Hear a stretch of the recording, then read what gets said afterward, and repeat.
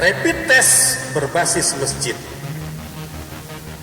Kalau hasil pasar ini baik, artinya kita jumpai yang reaktif itu tidak terlalu banyak, dapat kita atasi kira-kira, maka kita akan meningkat menjadi yang keempat, rapid test berbasis masjid.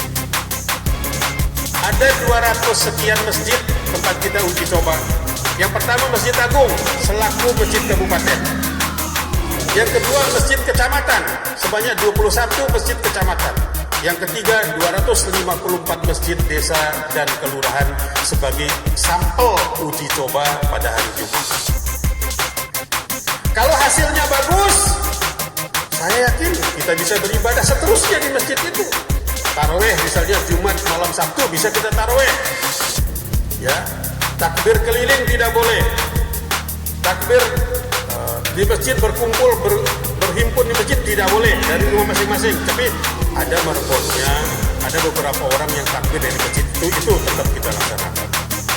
Jika hasilnya baik, maka kita juga insya Allah akan melaksanakan Idul Fitri di lapangan maupun di masjid di mana kita berada, minimal di 254 masjid desa kelurahan dan di kecamatan maupun di kabupaten.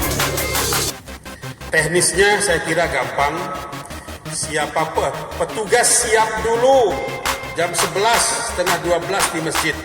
Petugas kesehatan, petugas kepolisian, petugas apapun yang kita butuhkan siap di masjid. Siapa yang bertugas di Masjid Agung, siapa yang bertugas di masjid kecamatan, Pak Camat penanggung jawabnya. Setelah ini Bapak Ibu Camat kumpulkan kepala desanya.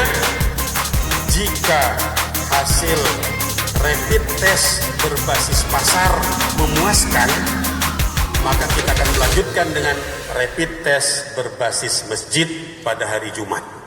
Hanya satu masjid di satu desa. Itu tidak menutup kemungkinan kerumunan orang akan berhimpun di situ karena baru satu masjid yang dibuka. Antisipasi itu.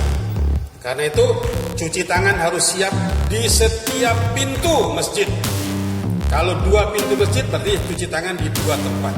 Di setiap pintu itu minimal ada 2 tukang tembaknya. Yang bersuhu di atas ambang batas silahkan bawa langsung ke puskesmas di rapid. Kita tidak menyiapkan tempat rapid di situ di depan masjid, tidak. Karena situasinya akan menjadi resah masyarakat kita, akan menjadi gelisah, akan menjadi masalah bagi kita. Karena itu puskesmas harus siap.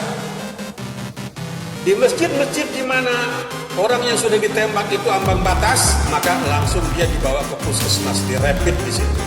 Jika hasilnya reaktif, langsung ke rusun Kayangan. Jika hasilnya negatif, silakan kembali ke rumah masing-masing, tidak mengikuti ibadah di masjid. Saya berharap dari tahapan-tahapan ini kita bisa memahami bahwa keputusan yang akan kita ambil melalui prosedur. Begitu Tuan Guru ya. Ya, tidak bisa misalnya karena desakan masyarakat kepada kita, lalu kita tidak tega melihat masyarakat kita sudah sekian lama tidak beribadah di masjid, lalu kita berikan izin kepada mereka buka masjid. Tidak, harus ada data-data yang valid, harus ada urutan-urutan kegiatan yang sistematis, yang bertahap, bertingkat dan berlanjut itu, agar keputusan yang kita ambil itu dapat diterima secara ilmiah, ya, secara ilmiah dulu, bukan secara spiritual. Kalau secara spiritual mah, ya maunya sih, kan dia darah apa-apa, Pak. Darah apa-apa. Kan begitu semua orang mengatakan begitu. Kenapa pasar dibiarkan seperti itu, masjid di lock seperti itu bicara spiritual.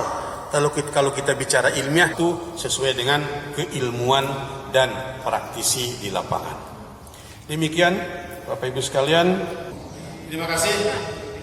Jazakumullah khairal jazaa. Assalamualaikum warahmatullahi wabarakatuh. Waalaikumsalam.